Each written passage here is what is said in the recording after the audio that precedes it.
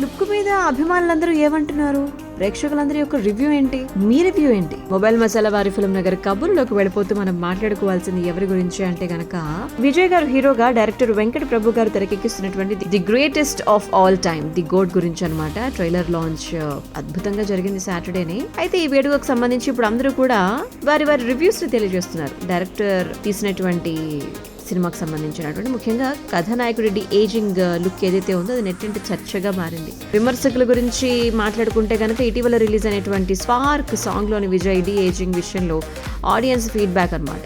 Vijay sir కూడా దానిపై అభిప్రాయం తెలియజేశారు, మంచి సలహాలు ఇచ్చారు.